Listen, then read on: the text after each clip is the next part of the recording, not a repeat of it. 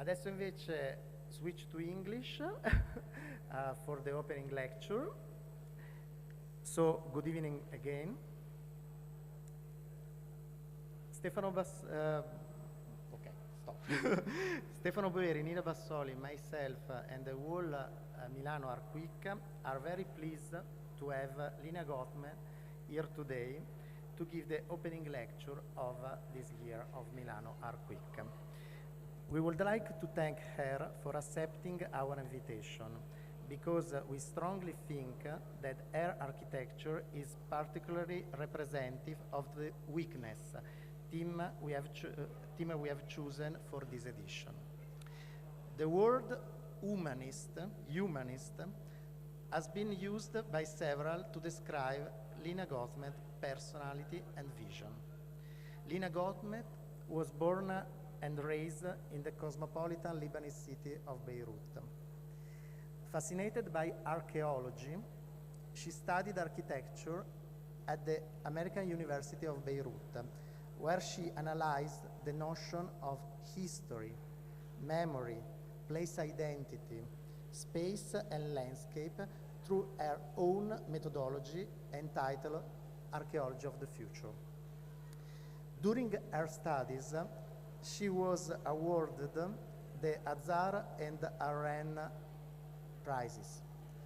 After graduating, Lina continued her studies at the École Spéciale d'Architecture in Paris, where she was also an associate professor between 2008 and 2015.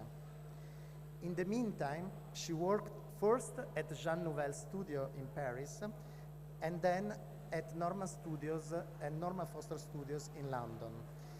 In 2005, she won the international competition to design the Estonian National Museum.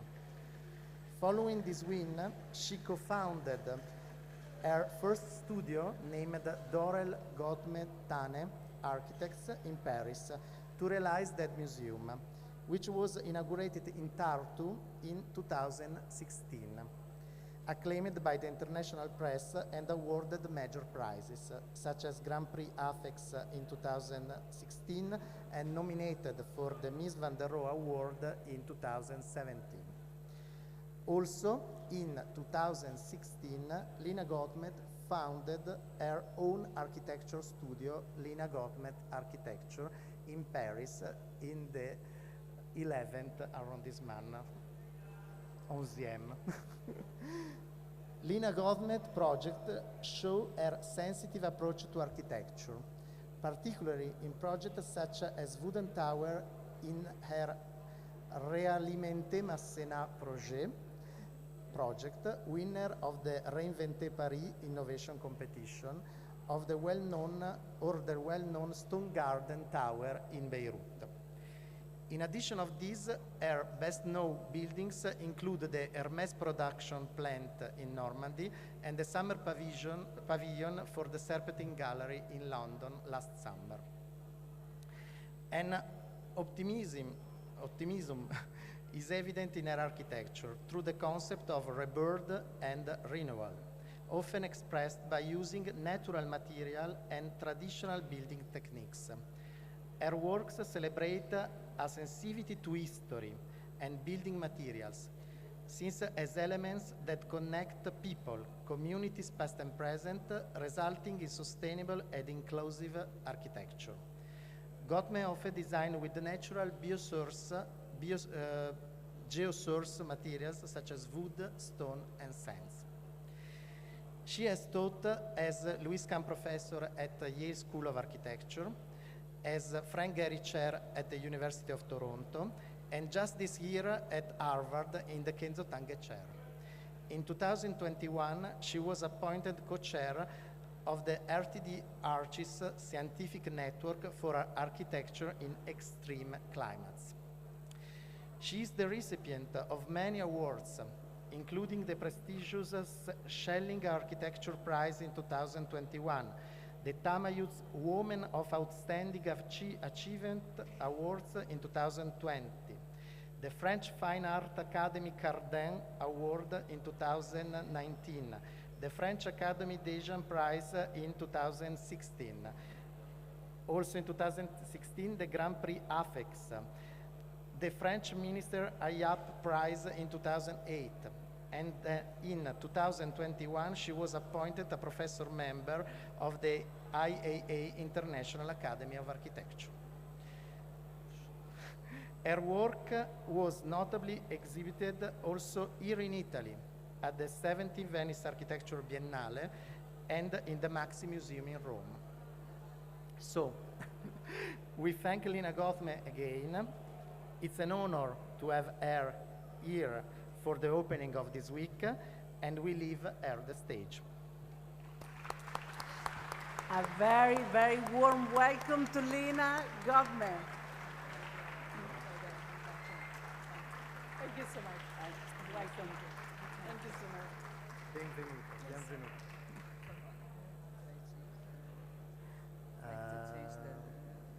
I think it's this. Okay. I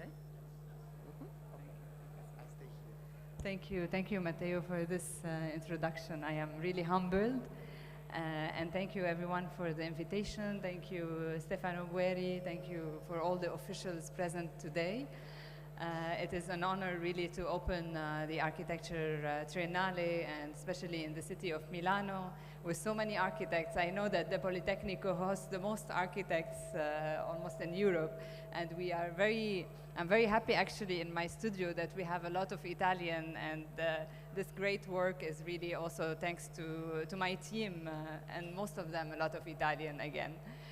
So today I would like to maybe have a walk through the work, but also the process behind the design of our work. And always when we're starting a design, we're always looking at Earth. You know, like as architects, what's really interesting in our job is we zoom out, and at the same time we look at that habitat in a large scale with beyond boundaries, and it allows us really to think that we are on one planet, and all the boundaries are ones that are drawn and marked by human beings. So this continuity is very important, and at the age of Anthropocene, we really know that with our consumption today, we almost need more than 2 planets to sustain us. So as architects, we have this responsibility to think about our environment, and to think about the environment in a large sense of the word, the environment as an ecology, but also the social environment, the historical environment, and to bring that complexity as part of architecture. And as an architect who has grown up in Beirut, I've grown up with this city that is constantly in construction. This is a photo where we see like this concrete mass that is encroaching on the Mediterranean. And it questions the way we construct our cities. And we know as architects, we really built a very small percentage of that city or that urban environment. So we think of the importance of the thinkers of that context and how we can be more present in such a context. This is a photo I took in Beirut, just in front of the Stone Garden building that was delivered in 2020. It really represents also the problems that we live all over the world and that concentrate in such a small geography such as Beirut. Just in an interview just before now, the journalist was asking me, what are the challenges that you face in architecture? And I have to say that architecture as a profession is about raising challenges all the time, because it's the quintessence of political challenges, economic challenges, environmental challenges, and allowing to sublime them into a form of architecture that allows new relationships to be established. And what is really also like striking is to see how scientific knowledge and biologists tell us that we as human beings are constituted more of microbes than we are of human cells. So as humans, we really are nature, we are part of nature, and we carry nature in our own bodies. like Archimboldo would tell us, we are vegetables and we actually disintegrate as part of that environment. So the question that I always ask myself in my studio is how much nature in architecture? How can we bring that nature as part of the way we make architecture? Nature in its vegetative state, like green nature, but also nature in the subliminal and the material quality of architecture. And that thought is coming also from Beirut. When we look at Beirut like as an open archaeology, it's really like a city that has been buried down, and every time there's a new construction, we discover another archaeology. But also nature that exists in that environment that has been completely destroyed, but brings beauty with that environment. These incremental also constructions that are really inspiring, that teach us also a certain poetic of space. So I was always walking in Beirut and trying to take photos of these archaeologies that appear. And in contrary to what happens in Rome, where you have this conservation of those archaeologies, in Beirut they disappear constantly because suddenly there's a developer tower that goes up and basically the history disappears. So there's always this desire to grasp that history through architecture. And I'd like to think about architecture like this obelisk that was found in Egypt, like an act of shaping something out of this context, like a sculpting, like emerging from its place.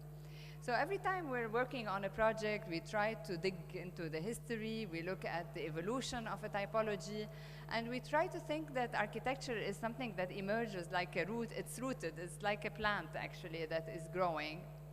And that plant has origins, has a transformation throughout time. So the design process is not linear. It's not about a sketch that becomes a building, that becomes a construction. It's a one that is almost circular, where even the construction comes in the beginning of the project process. And it's about images, it's about model, it's about discussions, it's about making by the hand, making on the computer. So really like having this multi-faceted also like tools that bring the complexity and the richness of the architecture that we are trying to create. And it goes from the scale of the object, from the scale of a furniture, and this is a chair that I designed for a restaurant, and from the scale of the hand, really, like these hooks that are part of a bar that was made out of earth in a restaurant in Palais Tokyo in a contemporary art museum in Paris, looking at this like material that allow us to touch, that allow us to really look closely at materiality, to experimenting with glass, like this moment of casting and melting sand, and allowing this to be part of a boutique, or basically here in Japan, like trying to bring forward an ancient technique of pottery and allowing it to become modern again. So really like trying to work with smaller substances, with exhibitions, and with interiors, with the material, before even tackling architecture. So there is a sense of continuum between the object, between the small scale to the urban and the larger scale. So in a sense, architecture for me is somehow positioned between the past, and the past is about archaeology, it's about digging, about really discovering those layers in history. It's also about humanity. It's really about the humane aspect. So it's inclusive. It's about diversity. How can it represent that diversity? About craftsmanship. And nature, because nature is about beauty. It's about the environment. It's about us, actually, as human beings. It's our extension. And future, because every act of architecture has a newness in it. Even when we are doing conservation or a renovation of a building, there's a sense of newness, of an extraordinary that is being developed. So maybe different thematics to think about in architecture and through the different projects that I was able to lead throughout my practice. One is the question of resisting occupation, and this is something that was present in the Estonian National Museum. So as was introduced, this museum is one that I won. I was 26. It was back in 2006. It was an open competition that I participated in with 2 colleagues of mine. And it was really interesting because this is like Estonia, who had its independence from the Soviet occupation in '91. And in 2003, they were part of the European Union. And they decided to launch this open competition for a national museum for ethnographic collection. It was also for them a way of affirming their identity, of questioning what is today an identity as well, you know, and how they can like show all this collection that they were gathering throughout the moments of occupation. So the location of this museum is in Tartu. And Tartu is the cultural capital of Estonia, so it's not even in the capital itself of Estonia. And this was actually one of the debates when we were constructing, that the European Union didn't give money actually to construct this project because it was not in the capital. But it was really interesting because then the Estonians wanted to construct that project out of their own means, because they believed that a museum should not only be in the capital, it should also be a part of other places of the city. So it is also Tartu, what is important in Tartu is that it's a place of ethnography, it's a place of culture, of folklore, and all the objects that were collected are really important because of their value for the Estonians, because they narrate their story and their history. There are these objects of food that they are accumulated. And as we see here, actually, this airfield here was just like, what was like funny actually is that during the competition brief, the jury didn't talk about that airfield. The site of the competition was located here. And then when we were looking at the site, we discovered that scar. And it was really fascinating to see that urban scar on the context. And looking into the history of the site, we discovered that this is one of the largest ex-military airfields, Soviet airfields in the states, in the Baltic states. So it was evident that this museum has to talk about that history, that it cannot just be an icon, another, you know, beautiful building just sitting, but it had to question that context and to relate to it.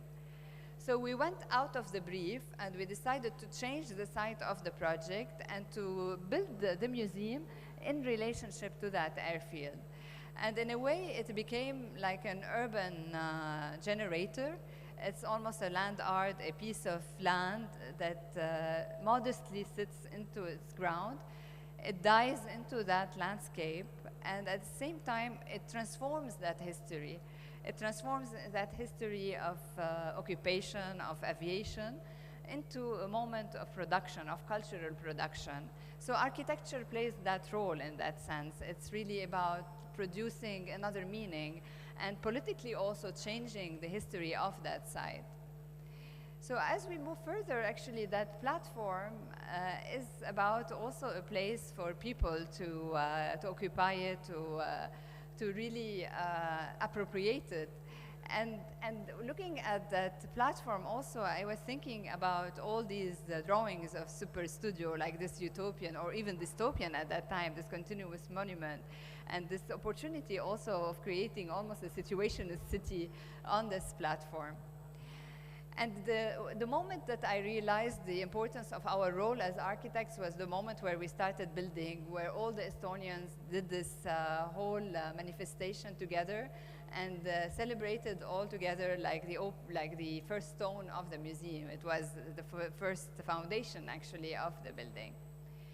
And moving from a monumental scale, it was also important that the scale within the building tackles the human scale, that really the buildings inside or the functions inside talk about the function of within the city or talk about the scale of the housing within the city. So all the functions are really those smaller volumes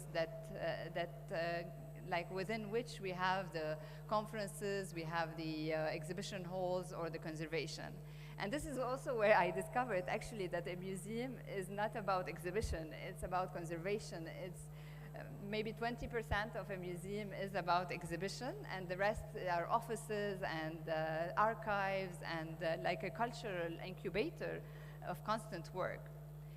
So this 40,000 square meters building is really about really dying into the landscape and trying to humbly sit in this place, and also talks about the history of many women that were resisting that occupation during times, and in the resistance they were drawing this pattern that is this flower, the corn flower that we used on the facade.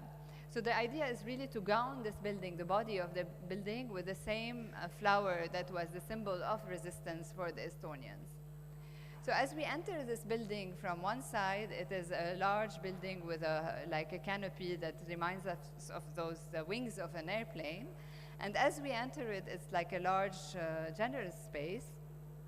And it was like the challenge during the process was also to convince of the importance of those open spaces where different things can happen. Like this open space can become a studio or a conference or like a place of production, rather than just a functional space that the architect dictates its function and its limits. So those generous spaces existing between like a shop that we see here, and this is an area where it's like a bridge area between the entrance and the exhibition, and the place that mainly when we were designing the project was a constant debate of decreasing the size, actually became the place where the cultural production happened and where the Estonians are gathering and doing their manifestation. We see here this library, so all the wood was used from local wood, and then entering into the exhibition, it's a place of education. And then as we move into the building height is really reduced, and then we are really up to the level of the human scale at 3 meters, and then we're jutting out into that airfield. And this is the moment where the building, the monumentality is completely disintegrated. And for me, it's also about creating a national identity that is constantly in composition, that is not stagnant, that we don't talk about enclosure, we talk about opening constantly. So the museum is about this constant porosity of the structure itself. And that actually happened in the life of the museum, because the building was appropriated in unexpected ways. In one way, here a cinematographer filmed in the canopy and in the structure. So really the interstitial spaces of that building became places of appropriation. And then here another filming where he's on the bridge area moving, and then we see him on his bicycle, just stagnant in that large space. So really like transforming the spaces themselves. And when we were talking to the museum people, like asking them, what does this mean? What does this museum mean to you? It was really touching to see how it allowed them also to re-question their identity, but also reaffirm themselves as a nation.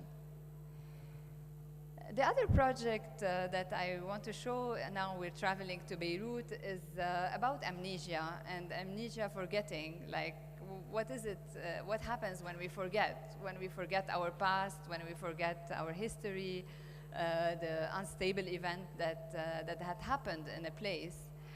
And forgetting is also a way to somehow allow those events to constantly recur.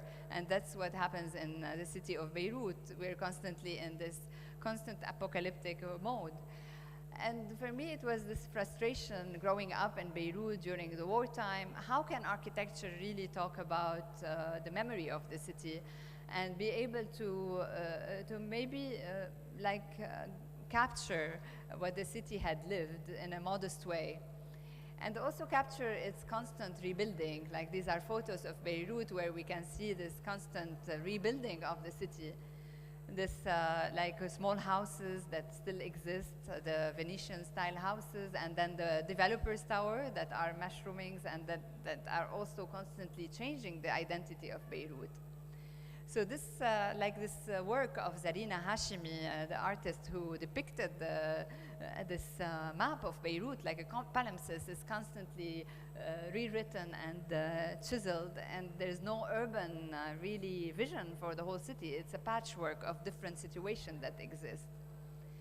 But also within Beirut, we can see this nature that is coming through, that is englobing that staircase beautifully. Like the staircase, when we used to just make a staircase to celebrate the fact of moving up. And despite that situation of instability, Beirut, and I'm sure there are many Lebanese also in Italy and here, is constantly a place of life and of joy and of extreme, life, because it's constantly at risk. So this constant contradiction is present in the space, present in the social fabric of the city. This is a photo during Ottoman times, and we can see these Venetian houses like really sitting closely to the environment of the city. The site of that building is on the port area, so this is really the limit of the city, on the limit of the city center that was destroyed after the war.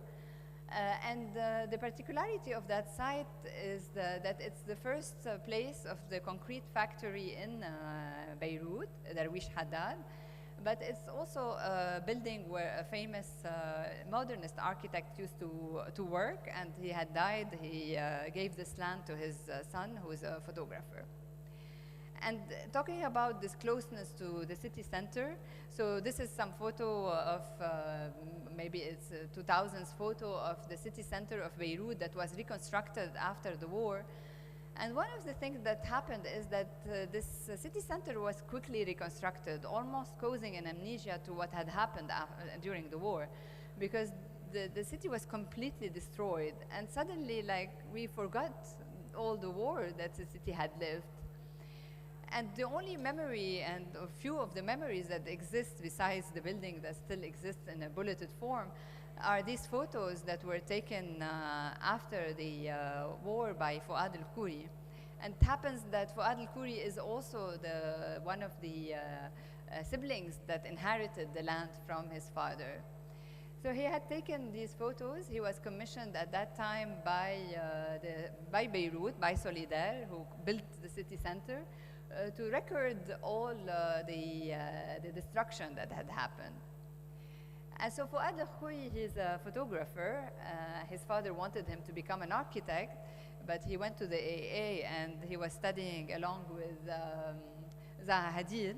And for the joke, actually, he one day, like in the studio, they were asking each one, where do you want to build? And then Zaha Hadid raised her hand and said, I want to build in the moon. And this is where he dropped, and he decided that I'll be a photographer. It's better for me to stay on land. So he took these photos during the 92, and it was a series of photos also where Gabriel Basilico was also included in that book. So he went with Gabriel Basilico, with Robert Frank, with Kodaika, and they took those photos of the city.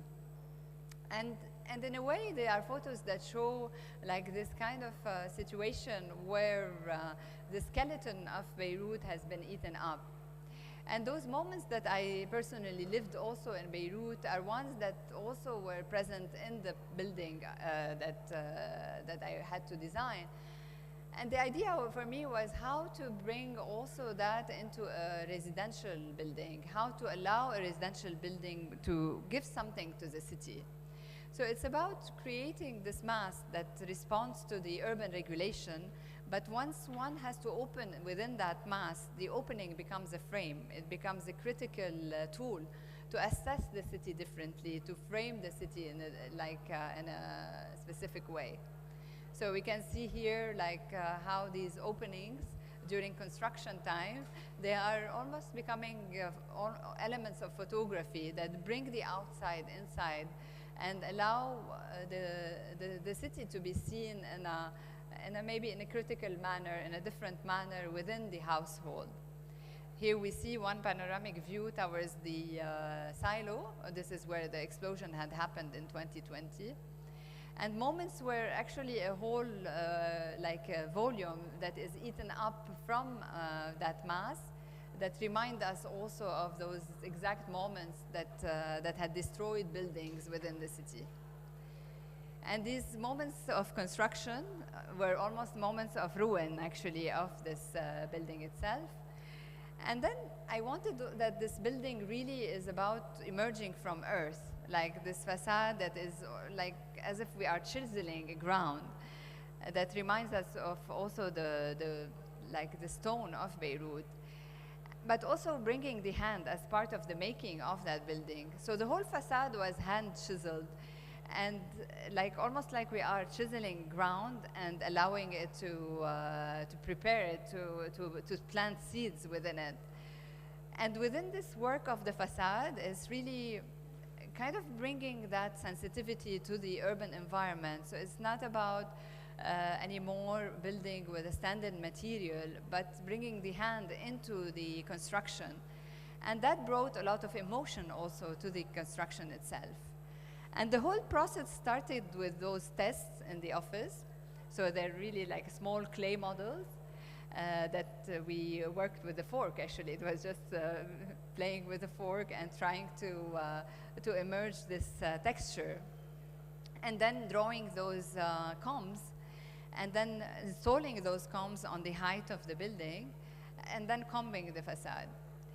One thing that struck me also during the process is that that like process of work really valued the hand of so many artisans, so many workers that are working on the building.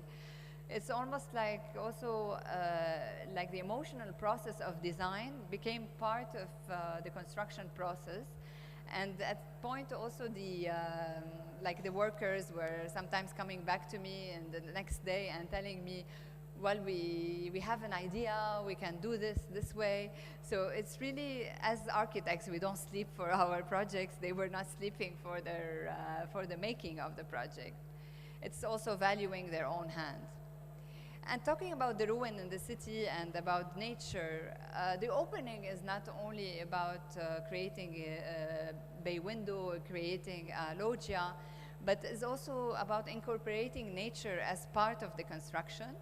And every size of opening incorporating a different scale of nature.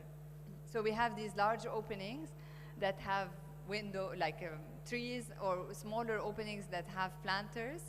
And as we see the nature growing up, we can relate the height of the building to the ground. We can see that nature from the top is really allowing or anchoring that structure into the ground. Some of the volumes of that construction is also about responding to the urban regulation.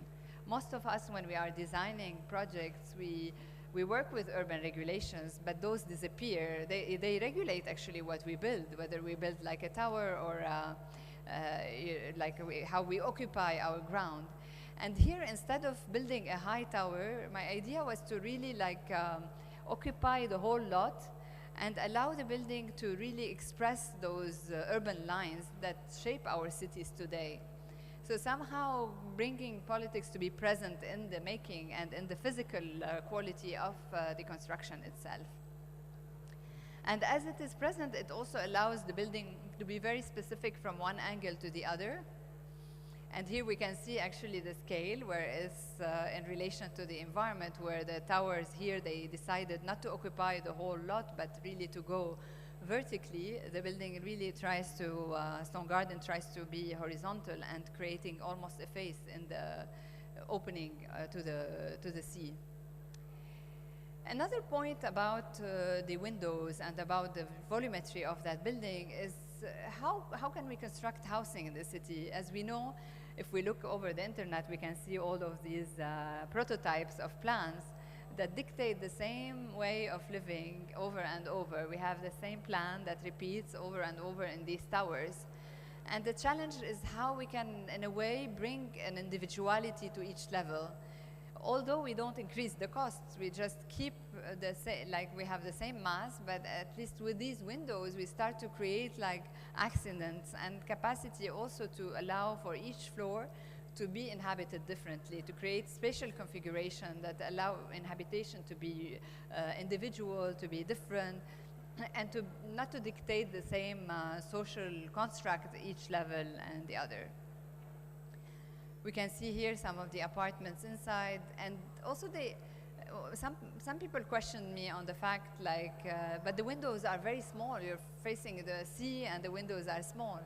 But yet, I think the proportion of the building that being narrow, the fact that we just measure actually the opening to the outside is about really measuring what you need from the outside inside, but also about listening almost to vernacular architecture and reducing our exchange with the outside in terms of environmental capacity of the building or thermal quality of the building. Especially we are in a Mediterranean climate, it's quite warm at summer times. We can see here the ground floor is a gallery space. So it's a place also of expression, where it's a place of exchange about image and about art production in the Middle East. So all these, like the ground floor is really left raw to its form, like with this raw concrete. And building in concrete in Beirut is also responding to the seismic environment. The fact that in Beirut you have a grade 7 seismic place. The local materials are very scarce, so you really have to build in a sturdy way, but in a way using also concrete to increase the thermal mass of the building itself. These are shots of the building, like the model that was exhibited as part of the Biennale and also in the MAXXI. Actually, MAXXI acquired the model, but the idea here was for me not to show the model only as a representation of the building, but to portray the city of Beirut as a place where artists play a very important role within the city, artists, architects, and the creatives. Because they actually question those moments and they allow critical change to happen through the way they question the city, the way they represented, the taboos that they unveil. So there was a series of photos that we could see inside that represent different photographies of artists who depicted Beirut,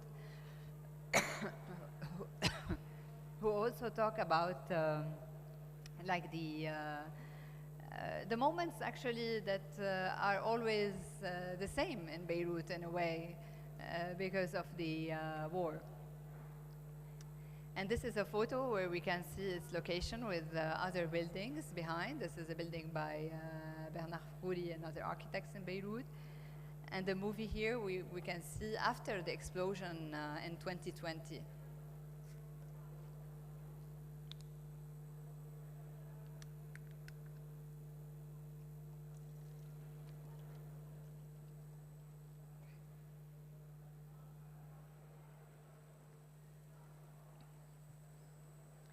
So what we see actually after the explosion is that the envelope of the building really stayed sturdy, while many of the buildings that were cladded completely were shattered because the blow of the pressure was able to remove all the cladding from any other building. Of course, all the glass was destroyed, but in a way the building was sitting like just as a piece of as a bunker or like a shelter. Another part that we can see here, this is the south facade.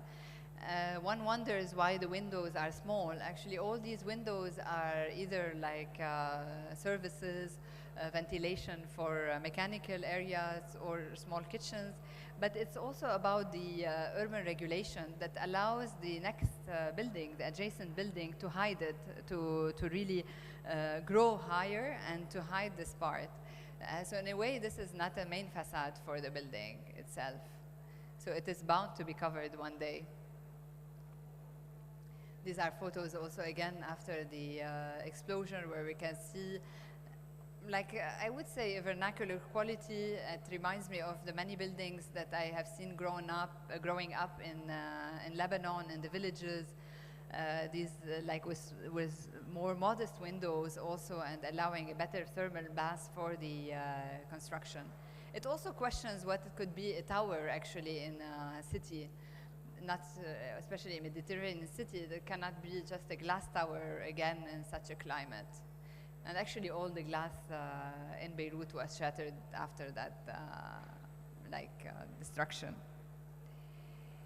In Beirut also, or in Lebanon, moving from the city of Beirut and up to the mountains, another project that we are doing and that unfortunately at the moment is on hold with the current situation, is this museum that is talking about the topography of the higher villages or higher mountains of Lebanon, and talking about like how to conserve that topography, how to design a building that is really in synchronization with its context. And it's a collective, it's actually a foundation that has been collecting artists that had depicted the history of Lebanon throughout the times. And for designing that project, we were, like we do for every project, we're really looking at what's the history of a museum and how we can actually, within this project, portray the DNA of that history, moving from the pyramids to the Cabinet of Curiosity, to the icon of Centre Pompidou as being like an icon in the city, or allowing that building or that archive museum to become almost a house, a place that is a cabinet of curiosity, but is also a house for Lebanon, and that is inspired by those typologies of houses. And this plan represents the Liwan house, which is the typical housing typology in Lebanon. So it is articulated around the central hall. We have this, here we can see the central hall that is ventilated, and all the rooms are developed around them. So the idea was to get inspired by this typology and to question maybe the museum can be this experimental place where we enter into a hall, and then from that hall we enter into different rooms. And in the way it sits on its ground, it avoids any trees, it tries to really become, like take the shape of the land, to reconstitute also the land. And as one enters in its hall, it's like a large library space, it's a theater space, it's a typology that becomes really a mix of various typologies together. And then when what we see from the museum is simply this entrance that allows us to enter its heart. And then all the rooms that are housing the collection becomes thematic rooms like a bedroom, a dining room. And instead of like seeing the collection, you're constantly interacting with the collection. So you're interacting with the collection around the table, or you're going out into like the landscape and then discovering a sculpture.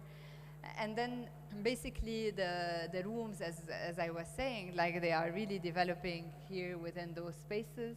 And then as we enter, it's really like a ramp that allows us to go around the library. And from the library, we get into those different thematic rooms. Like somehow it's portraying an ancient house that has been there. And then this library is one that is interactive. So as people come in, they open the shelves, they see the work, and the curation is really happening with the visitors, instead of the visitors living the curation of the museum. Somehow it's really also looking at what's the counterpart of the white box in a sense. And by digging this collection underground and by looking at all the resources, the building is almost like a sleeping animal that has all of its spaces underground because they don't need light. They're really needing less climatization because of the thermal mass of the ground, and it's really syncing with the environment itself. Moving from there and pushing the boundary of what we can build in terms of sustainable construction, I would like to talk about this building that we just delivered in France, in Normandy. And this is the first manufacturer that is low carbon and energy positive. So it is not only a passive building, it's a building that is able to distribute its energy to its environment. And it is somehow a breakthrough in the way we can push the construction of like ecological construction. And to do that, it was really a great experience because it was pushing not only the architecture aesthetics and the architecture experience and material, but also understanding all the technique of, you know, everything has to be synchronized. Every material has to be calculated in terms of its carbon footprint. And also the building is a machine, actually, that is really a positive machine. And for me, it was also about how to bring in an environment, in an industrial environment, back into that industrial environment architecture, and how to bring dignity back to a natural environment. We're always seeing industries being settled in really beautiful landscapes. And I always wonder, why do we build like these tin boxes in such landscapes? And I think the industries have the responsibility really to upgrade that environment, to regenerate it. So as it is a place of manufacture where it's about making leather and leather work and bags, it's really about this work of the hand and of this precision. And the idea was to bring that precision into architecture as well, almost like a work of tracing and of bringing the hand in the making. And of course, one of the first things before designing that project that was a competition was for me to look at the resources that are present around that place. So we started researching what we can build with, and we discovered that not far from that site, there is like a artisanal brick making facility. And those artisanal brick making facilities, they are not constructing new buildings anymore. They're producing only for renovation. So the idea was how we can revive brick construction and give it a contemporary, into a contemporary architecture, but also source the material from very close from the site itself, so reducing our carbon footprint. And of course, we started comparing if we use brick from that site, or if we use you know, concrete, or if we use wood, what would be the best option. And it ended up really the most ecological and the most low carbon is to use those bricks from close to the site. And here I want to get into more the technicality, actually, of how to arrive to that, what we say ecological building, or occasione, like positive in energy and low carbon. And in that sense, we have worked on three parts. One is the energy, the carbon, and the well-being of and actually with both, we produce a space for well-being.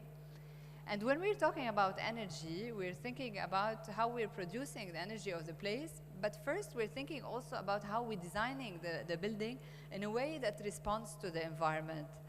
So how do we design in a more bioclimatic way? It's really listening to what in medieval time we used to do, is listening to the ventilation, listening to the environment, listening to the topography, allowing the building to be compact, allowing it to be systematic, to be transformable. So it's not a building that is wasted for a certain period of time, but it can actually transform in the future as well. But also within the way it's compacted, it's how we locate the functions, how the atelier where we work with the leather needing light, they are more positioned on the north, so they take advantage of the north light. We see here like a space for gathering for the different workers in the place, the artisans. So really like listening to the light by positioning the spaces that need north light on the north, allowing sheds to bring like sufficient light, and all this was calculated with our engineers. Allowing ventilation, natural ventilation, so we reduce heat in the building, but also allowing nature to be part of that ecosystem. So for example, the fact that we have trees around that building, it allows the place to be kept heated in winter time, because the leaves lose their leaves, the trees lose their leaves in winter time. So basically the sun is coming into the facade, so it's heating the facade.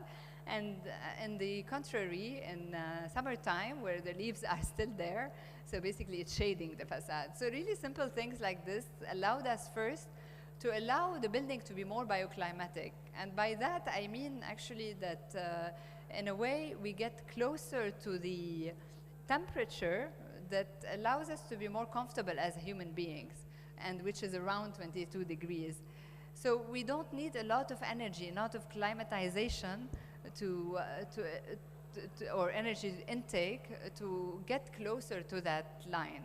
So this action actually is really amazing, because in a way we don't think about that anymore in our urban environment, because they're dictated by the allotment. And the question is how we can also think about our urban environment in a way that allows this thinking to be part of the making of every building. And we calculated that. So we've seen that actually in relation to a regular building, we're 77% less in terms of energy consumption. And then, of course, we need to produce energy for that building. And then we decided to use renewable energies, clean energies. In that sense was geothermal and solar panels. And of course, solar panels have carbon footprint, so we calculated that carbon footprint in the whole operation of that project. So every material was calculated, so it's almost like every material has a tag, and then we peel every material and we try to calculate that and enter that into the equation of the building. So instead of using steel, we used wood. Instead of using plastic derived, let's say, insulation, we used natural insulation.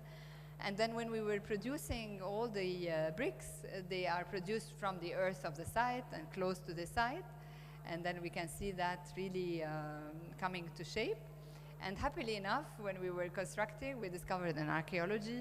Of course, the client said that it's your fault because you work with the archaeology of the future, and then it delayed the project slightly. But yeah, but what was funny actually is that on the site, there were also our ancestors producing tools of work. They were working with hand, and somehow it gave meaning also, again, an additional meaning to that construction in this place.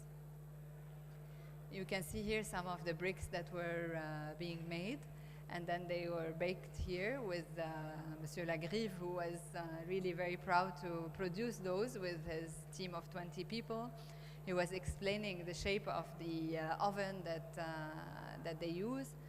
They're all earth-made, and then once they are produced and to shape, they are made to cook into those traditional ovens and then dried. And somehow the building is almost there when you see the material, and then they see those bricks. And then one thing also that happened during the process, in a parallel way to what happened in Beirut, was really forming the artisans into masonry again. We discovered that actually masons forgot how to work with brick. So we took one companion and we took a team of 12 masons, and we started forming again and teaching, how to work with brick and how to construct again with brick. Something that we see very much in Italy as well in history. And what was delightful also that the drawing actually of the elevation was printed on 1:1 scale, and they were working with that drawing to produce the architecture. Somehow something that we don't do anymore, and it was really interesting to see that, and there's a sense of pride that happened where the workers were really happy to lay their bricks, taking care of every brick because there is no cladding after to the elevation. And then and we see here like the form of the arch. And something also about the arch is talking also to the history of the place and to the tenants of that place, because here we are a place of manufacture of saddlery, and the arch is somehow echoing that jump of the horse, but it's also the natural form of a span in brick. So we see those kind of almost jumping or galloping arches that talk about this kind of galloping of the horse and echo in a way the what is contained within that structure, which is really horse saddlery making. And during construction, like I think those moments also sometimes I want to stop the construction at that moment, because you can see like this natural material and all the like more ecosystemic material within the construction process, because the whole building is a brick construction, but then the walls, some of the walls and some of the and the roof itself is in wood construction. So really like an assembly process. The assembly is really looking also like the process of thinking of the project, all the research, all these keywords, so moving from semantics to references to drawing and to this different multiple, you know, this media that one works with in architecture. As one enters into the building, one enters into nature. It's also something that is dear to me. How do you bring nature as always part of architecture, reminding this continuity of the environment, and also allowing one to want to always touch the architecture in which we are present. So really a heightened materiality of the place. We can see here some of the photos inside as well. So this is like the formwork actually of saddlery making here, and like even in the like objects there are these curves. So this curve is continuing also on the arches that we see within the spaces, and these multiple arches that exist within and also connect all the workshops. So we try to really open the workshops to one another. So it's, as you see, it's an industrial building here. And all the materials inside are more natural material, like giving this warm feeling, and this like also giving the pleasure of working within this environment as well. Some of the photos also of the landscape. So the landscape, we worked with Eric Dont, who is a landscape architect from Brussels. And we decided actually to use all the earth that we dig down to create the foundation as a base for all the landscaping. So we didn't waste and we didn't move any earth. So this earth is creating the topography and creating the landscaping within. It's also about planting species that like emphasize the biodiversity. These formworks also became benches within the spaces, within the garden. And then we had also those honey making with the bees. And some of the photos at night of the building. And maybe like this echo of the gallops. And just to finish up with two final projects, one that is the precursor actually of the project of the Serpentine, and it's a building that was a building that is an answer to the call for innovative project of the city of Paris. So at some point the city of Paris was calling to architects to come up with projects that tackle our century, the challenges of the climate change, but also the changes of activities that are happening and use of functions. And here we wanted to tackle food and the waste and sustainable feeding, a bit in echo actually to the Milano fair, where we talked about also food in that sense. And this tower was about an urban form that deals with the culture of eating and with food, as a way to create a place where we can be cultured and cultivate and learn about sustainable feeding, a place where there is a mixity of functions, where we have an urban agriculture on the roof of the tower, we have a place to live, a place of education, a place for a canteen, and then an office space, and it's really about the ecosystem that, that is housed within the same building.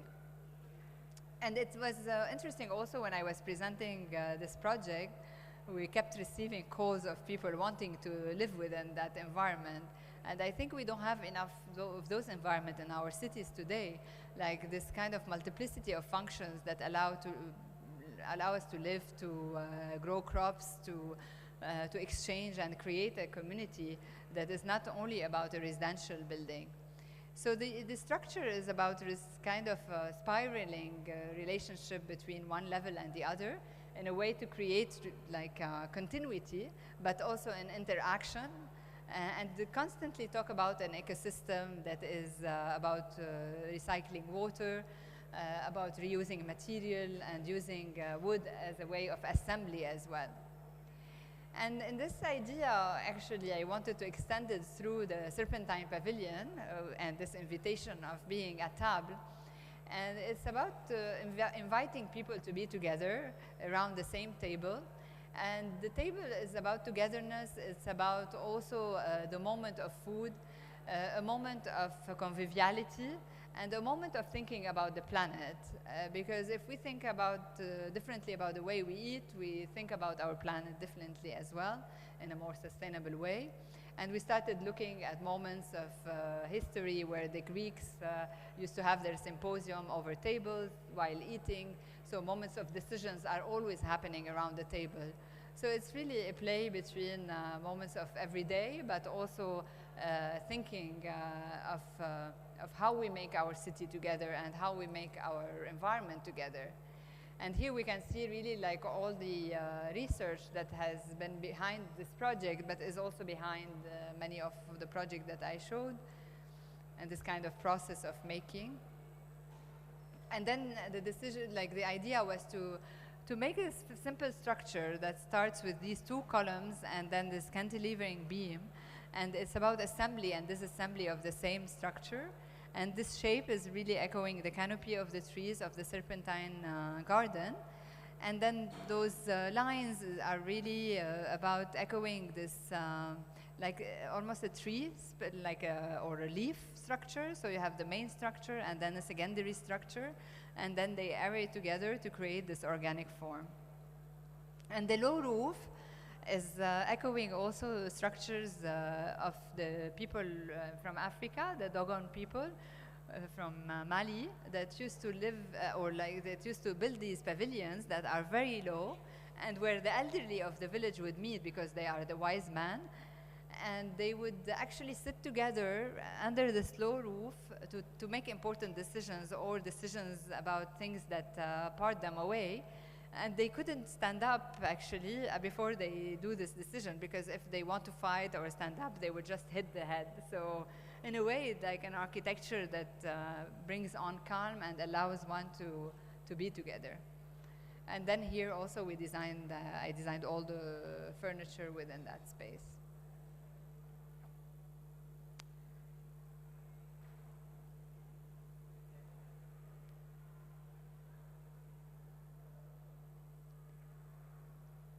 Thank you very much.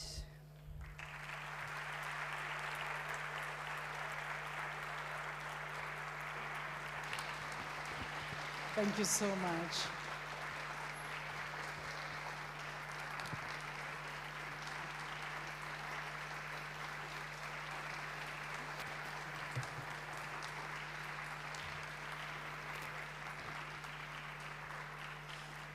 Thank you so much. I think we are all Thank you. quite in love with your work and with your lecture, and very fascinating by your way of dealing continuously with a thing of life, archaeology, culture, people, materials, environment, other species, and the shape, and the abstraction of a certain kind of doing architecture, and in the same time something really material that came from the matter of architecture. So first of all, thank you so much and congratulations for your work. Thank you so much. And sorry for my voice, because I'm from 10 Then hours take of your flight. time. And I ask to the public, to the students, to the colleagues, to who wants to do any question. I think it is a wonderful opportunity. Please. Please come here.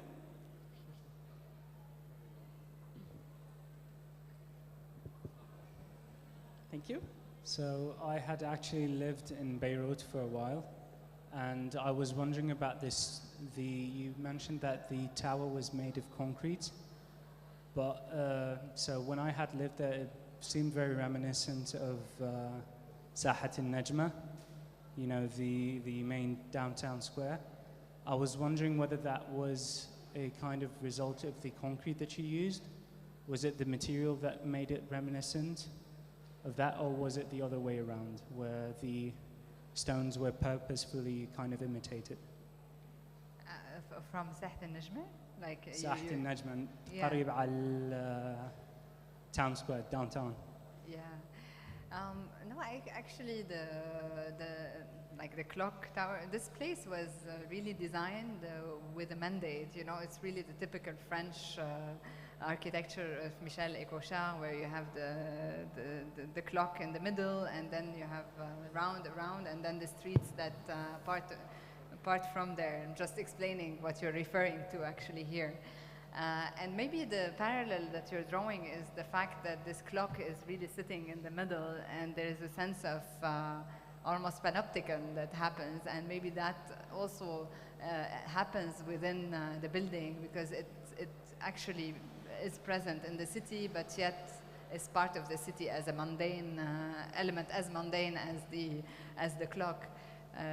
Probably in terms of architecturally, it doesn't reference for me the clock, but metaphorically it does, in the sense of its presence in an urban environment. It's an interesting parallel, actually. Yeah, thank you. Thank you. Please.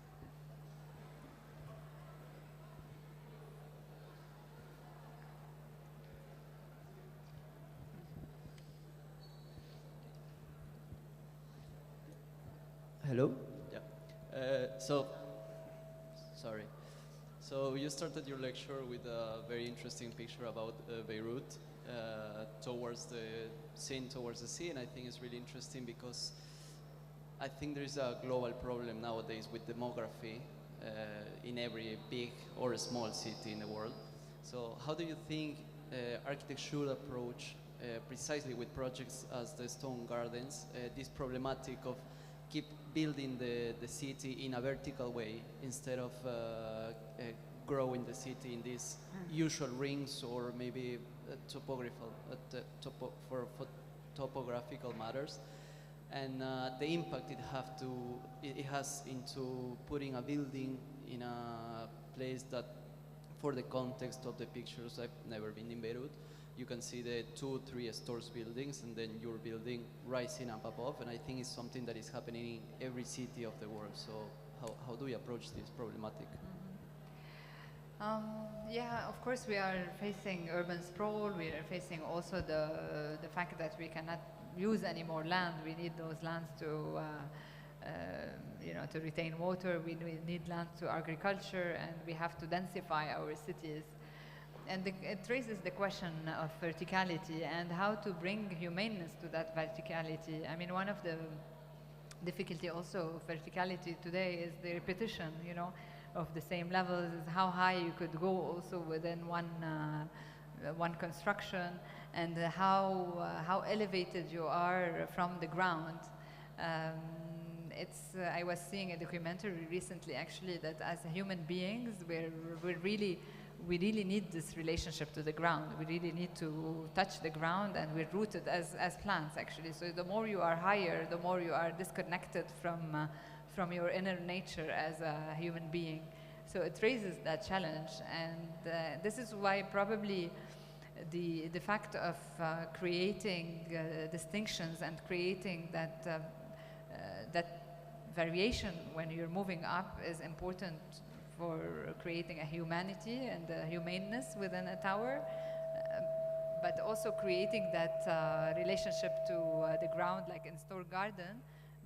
The question for me is the question of scale.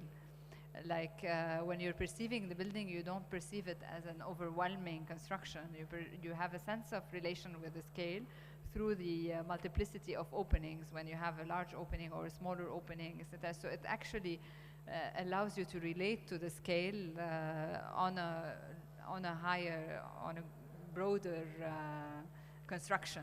But also the fact that you have nature as part of the architecture. So really, it's a struggle of bringing that verticality to the ground. And I had at some point one comment also asking me, like, most of the works are horizontal. You know, there is a sense of landscape and horizontality, and how does this tension appear in the project of Stone Garden? And I think it appears by this struggle of really wanting to belong to the ground, to the point of having it almost like an earth and allowing nature to be part of these loggias inside.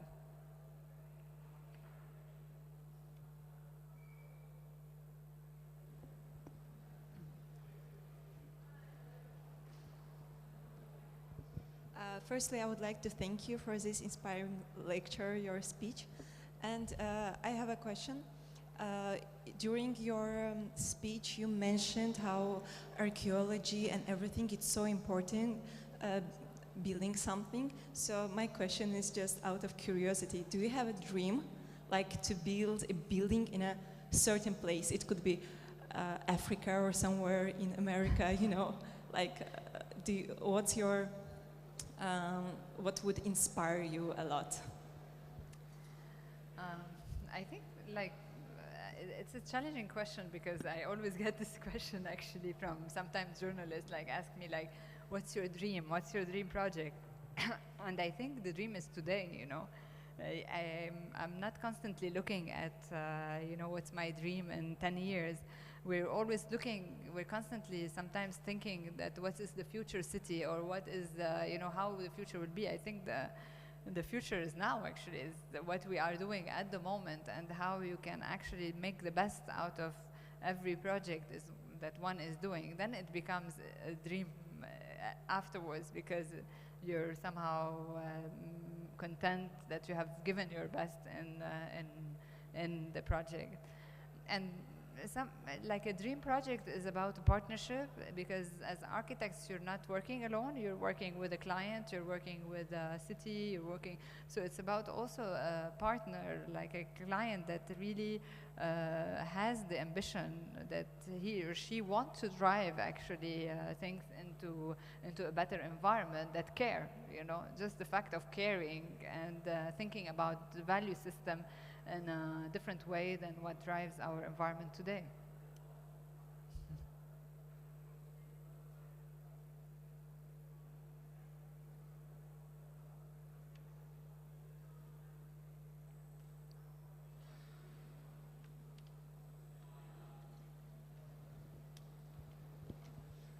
First of all, I would like to thank you for putting Beirut and Lebanon on the map with your amazing work.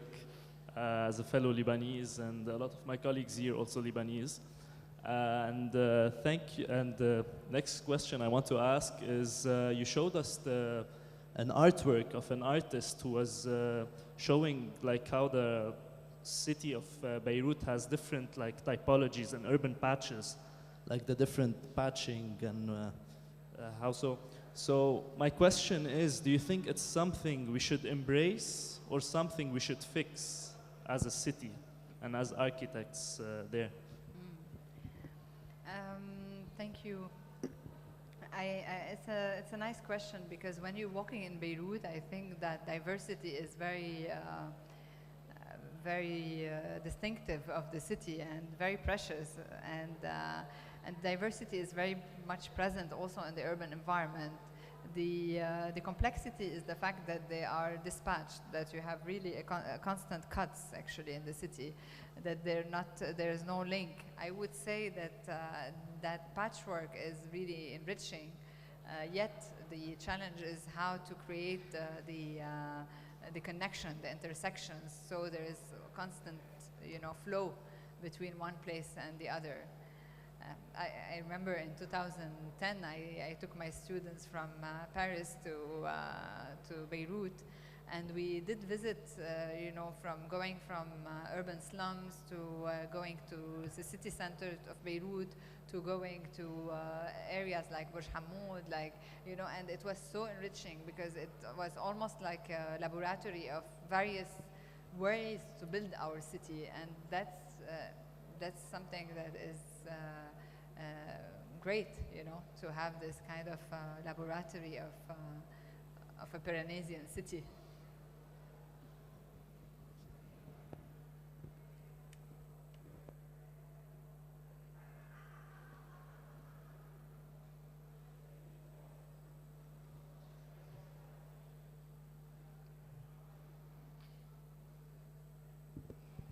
Hello. I would like to first thank you for the presentation. As an architect coming from Beirut and coming to live in Milan for a brief period, possibly, we were taught in Beirut in how to build and how to approach architecture, and it was always related to an approach that you have, which is starting with the archaeology, starting with the heritage, the culture of the place and of Beirut in specific. But as we progress and we go into work and we start building, we see that there's a huge gap between what we have in the university versus what we see in real life, which is very commercial and which is like, I want to build and gain as much as possible in order to sell. But my question is, like, how did you convince, or what's your approach in building such a project, which is very related to the context, and it fits the context, versus maybe you could have earned more with building glass towers and had a normal approach like the other architects around? Thank you.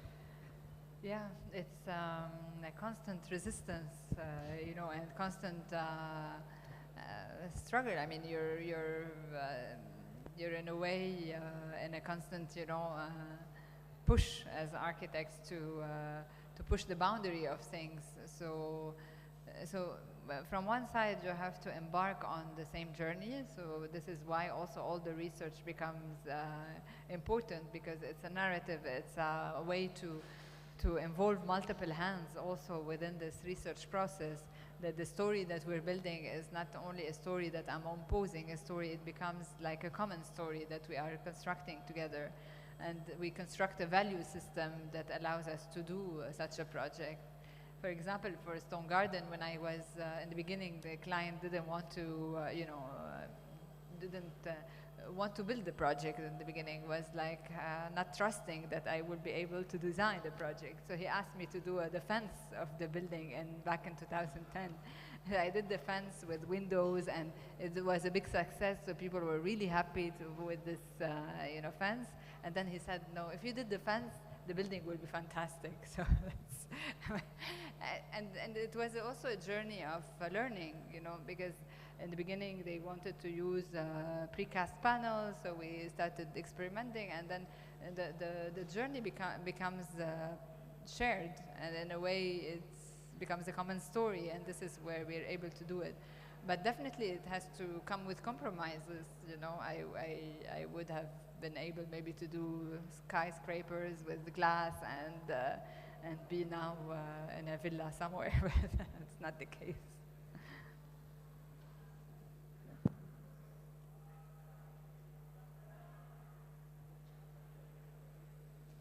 Last question.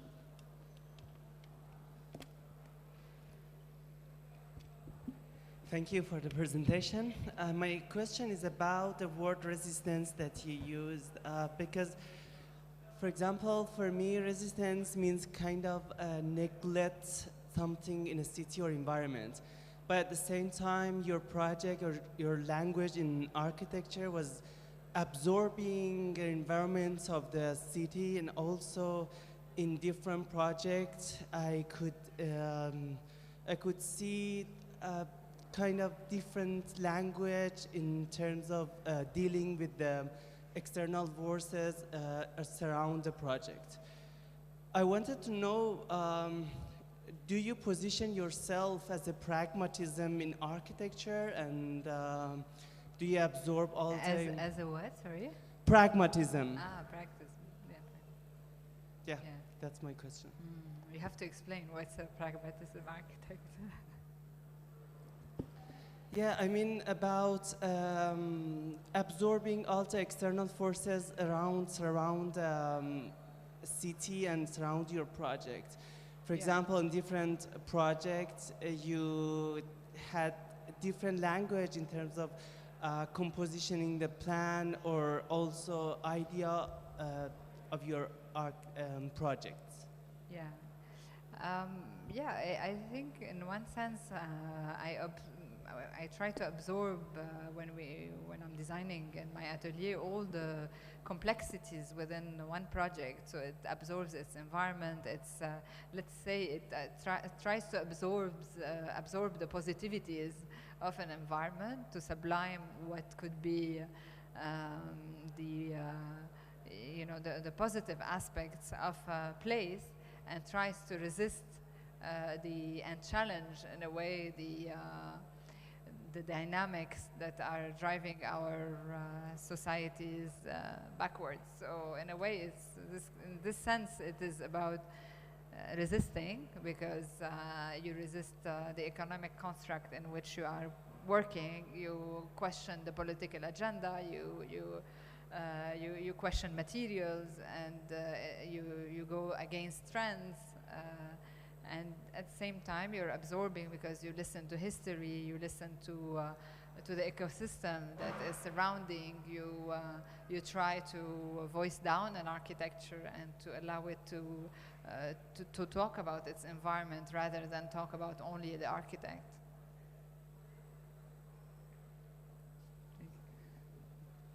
Thank you so much. Thank you so Thank much you so to much. Lina Ghotmeh.